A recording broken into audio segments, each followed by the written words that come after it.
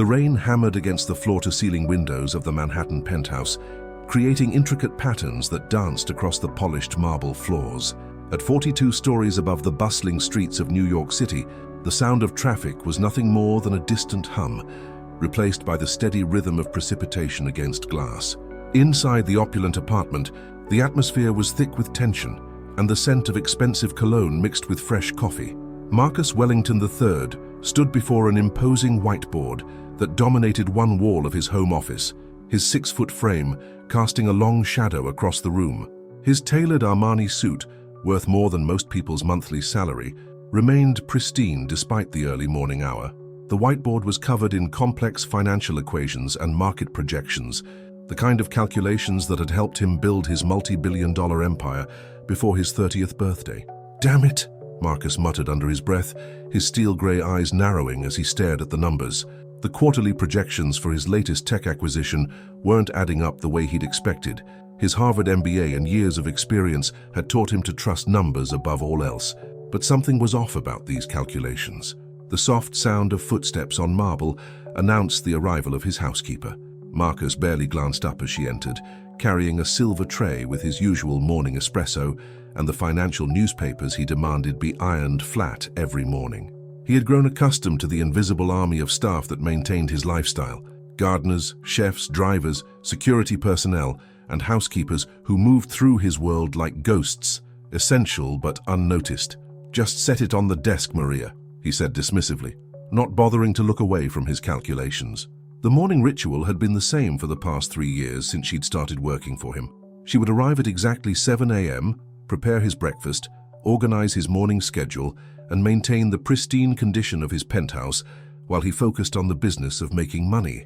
Maria Santos placed the tray carefully on the mahogany desk, her movements precise and deliberate. At 28, she possessed a quiet dignity that seemed to emanate from her petite frame. Her dark hair was pulled back in a practical bun, and she wore the standard gray uniform that Marcus required of all his household staff. What he didn't know, what none of his wealthy circle knew, was that beneath the simple exterior was a mind that had once earned a full scholarship to MIT. As she turned to leave, Maria's eyes briefly caught sight of the whiteboard. Despite herself, she paused. The equations were familiar, variations of the Black-Scholes model for options pricing, combined with risk assessment algorithms she had studied extensively during her graduate work in financial mathematics. But there was an error in the third line, a small but significant mistake that would compound through the entire calculation. "The board needs cleaning," Marcus announced suddenly, misinterpreting her pause. "There are smudges on the left side. Can't you see them?" His voice carried the particular tone of irritation that wealthy men use when addressing those they consider beneath them. "I pay good money for attention to detail." Maria nodded silently, reaching for the cleaning supplies she kept on a nearby cart. As she began to clean the board, starting from the right side to avoid disturbing his work, Marcus continued his calculations aloud, as was his habit when working through complex problems. "The volatility coefficient should be adjusted for market conditions," he muttered, adding another line to his equation. "Risk-free rate at 3.2%, time to expiration 18 months. But as he worked, Marcus made another error, this time in the calculation of the options delta. It was a mistake that any first-year finance student might catch, but his arrogance and the isolation of wealth had made him sloppy. He had grown too accustomed to being the smartest person in every room, surrounded by employees who were paid to agree with him rather than challenge his thinking. The rain continued its relentless assault on the windows as Maria methodically cleaned the board, her movements careful and deliberate. She had learned long ago to make herself invisible in this world of wealth and privilege. After her father's construction accident had left him unable to work, and her mother's battle with cancer had drained their savings, Maria had been forced to abandon her doctoral studies to support her family. The cleaning job paid well enough to cover her parents' medical bills and her younger brother's high school expenses, but it required her to hide her intelligence and education. "There," Marcus said with satisfaction, stepping back to admire his work. "That should give us the projection we need for the board meeting." He turned toward Maria, who was still methodically cleaning the now empty right side of the board. "When you're done with that, I need you to prepare the conference room. I have investors coming in at 10. As Maria nodded in acknowledgement, her eyes couldn't help but drift to the calculations on the left side of the board. The errors were glaring to someone with her background, like watching a pianist hit wrong notes in a simple melody. The mistake in the volatility calculation would lead to an overestimation of the option's value by nearly 15%, potentially costing Marcus's company millions in bad investment decisions. The penthouse fell silent, except for the rain and the gentle sound of Maria's cleaning cloth against the whiteboard. Marcus had moved to his desk, already absorbed in his morning newspapers and espresso, confident in his mathematical prowess and unaware that the solution to his problem stood just a few feet away, disguised in a grey uniform and holding a cleaning rag.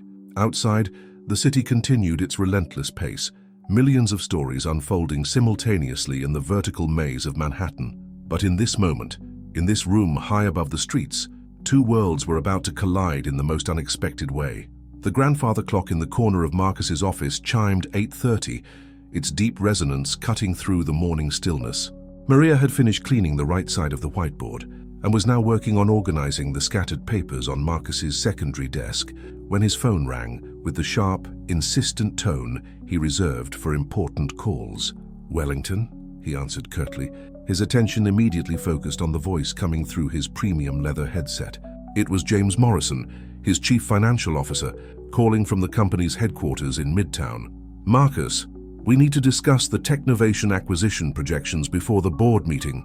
James's voice carried a note of concern that made Marcus straighten in his chair.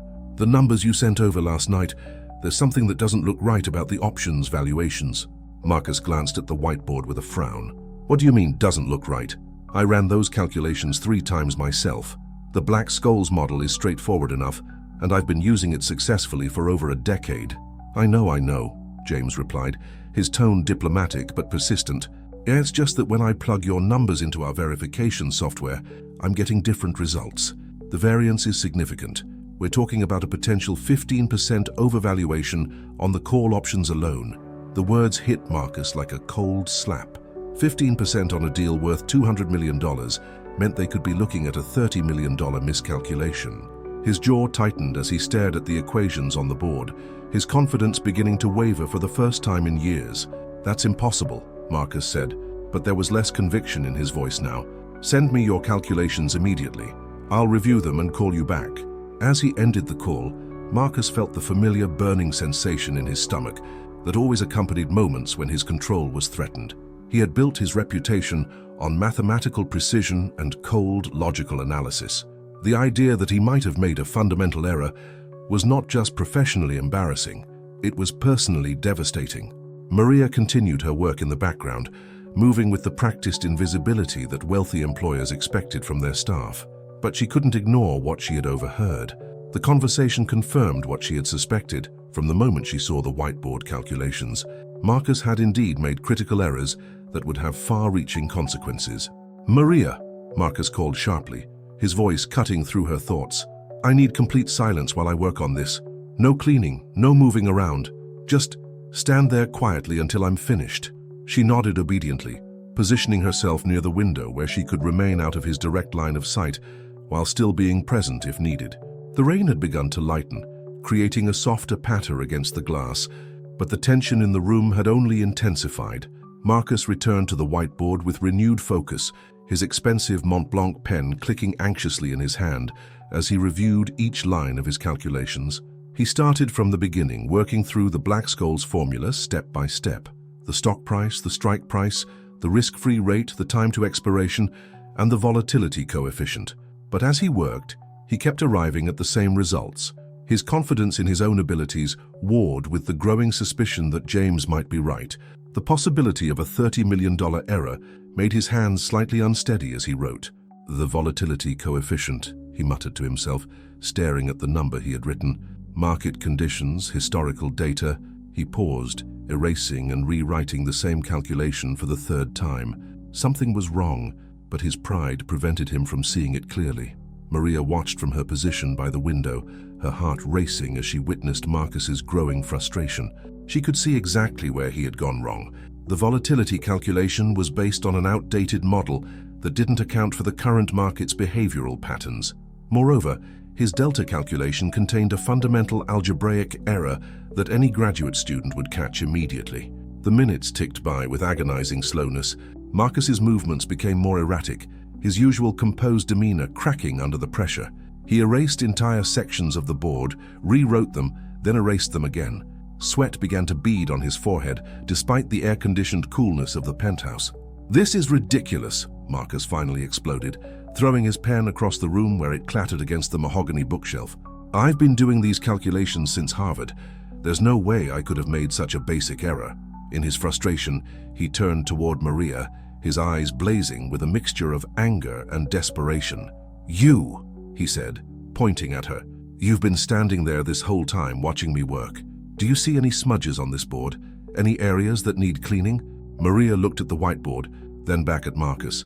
This was the moment she had been dreading and anticipating simultaneously. She could continue to play the role of the invisible servant, or she could risk everything to speak the truth. "Sir," she said quietly, her voice barely above a whisper, "the board is clean." "Then why are you still standing there?" Marcus snapped, his usual condescension now amplified by his frustration. "Don't you have other work to do? Or are you just enjoying watching your employer struggle with problems that are clearly beyond your understanding?" The words hung in the air like a challenge. Maria felt something shift inside her, a combination of years of suppressed intelligence, frustrated potential, and the sting of casual cruelty from those who had everything while she had sacrificed her dreams for her family's survival. "Actually, sir," Maria said, her voice gaining strength, "I believe there might be an error in your calculation." Marcus froze, his hand halfway to his coffee cup.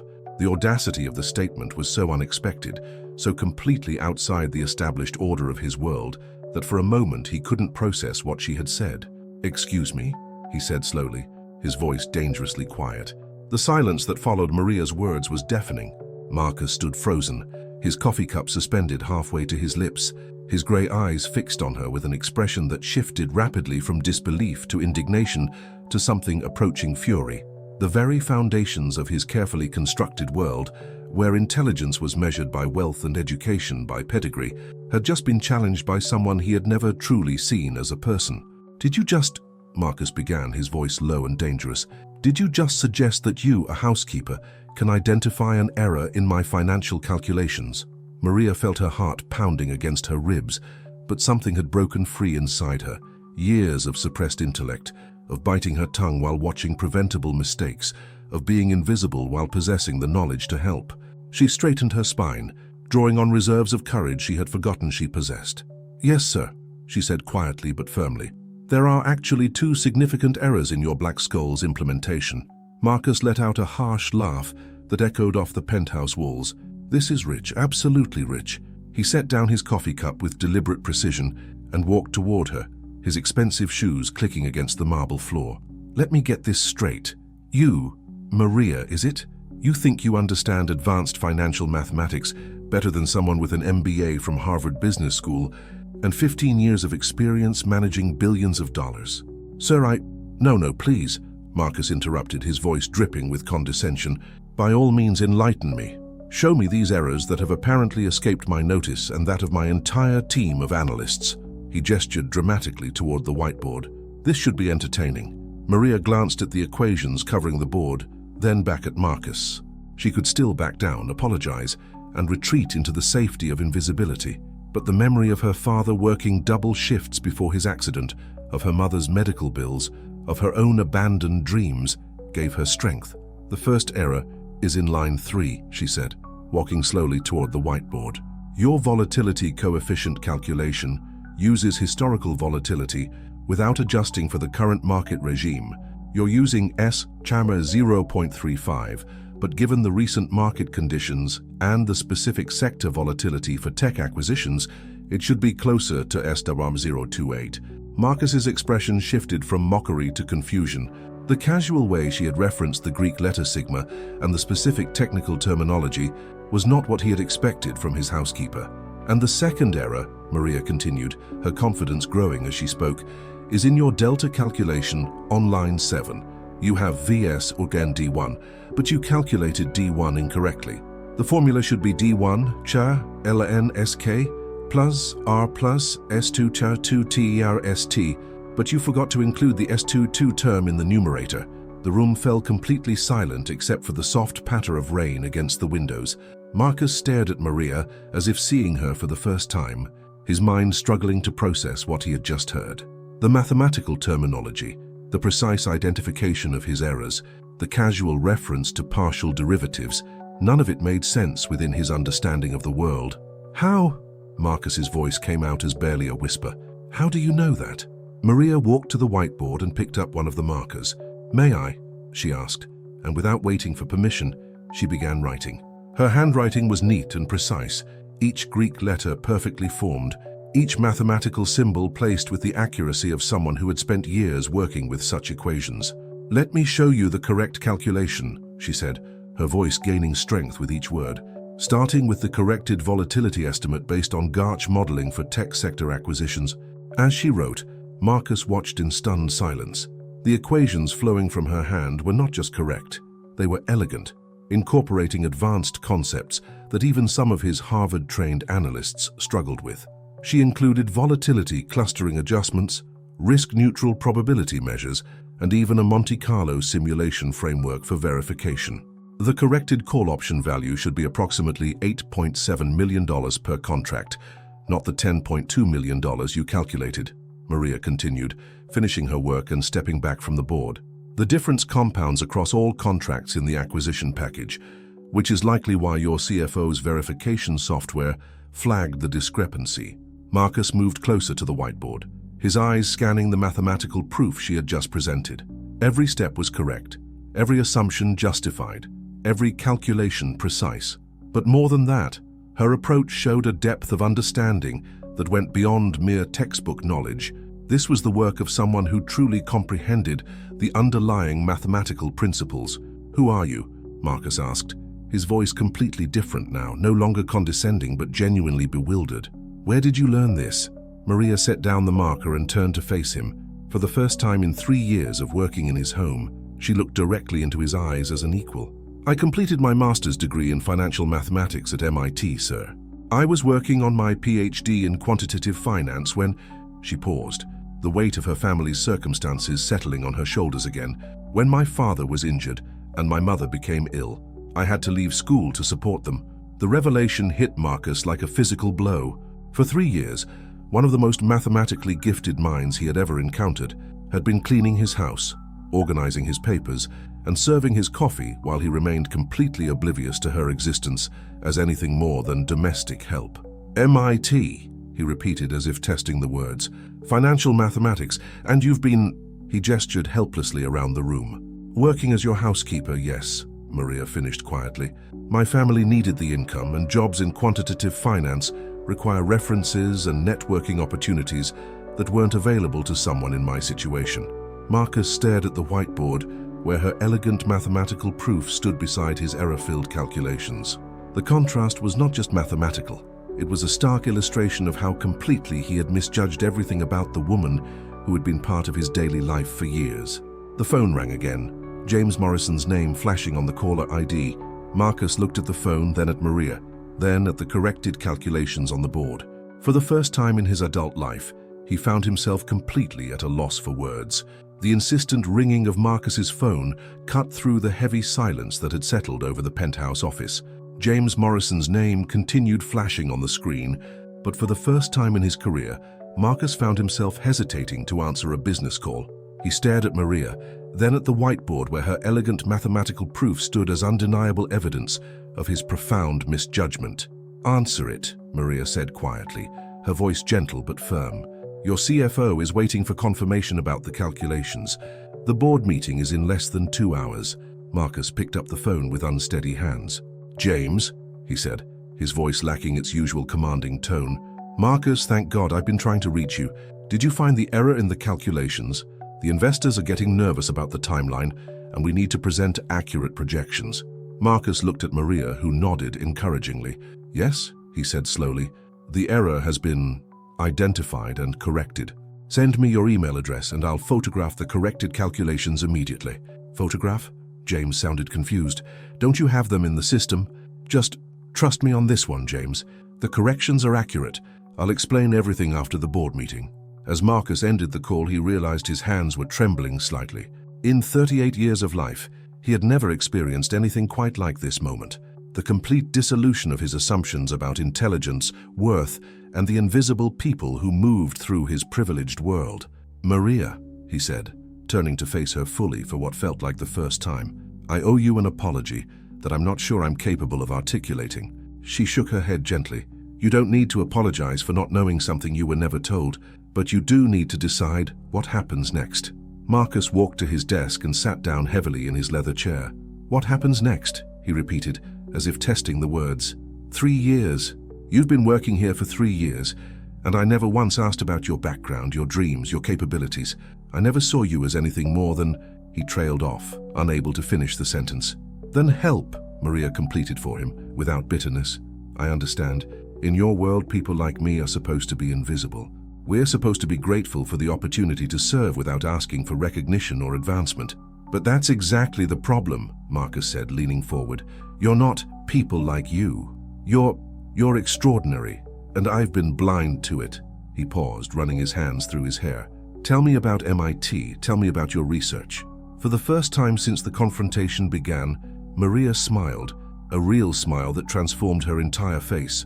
"I was working on behavioral finance models, specifically how cognitive biases affect options pricing in volatile markets. My thesis advisor said I had the potential to revolutionize risk assessment methodologies." "Had?" Marcus caught the past tense immediately. Maria's smile faded slightly. "My father fell from scaffolding at a construction site 3 years ago. Multiple fractures, permanent disability. Around the same time, my mother was diagnosed with breast cancer. The medical bills, the loss of my father's income." She shrugged. "Someone had to provide for the family. My younger brother was still in high school. And you gave up your PhD to clean houses." "I gave up my PhD to take care of the people I love," Maria corrected firmly.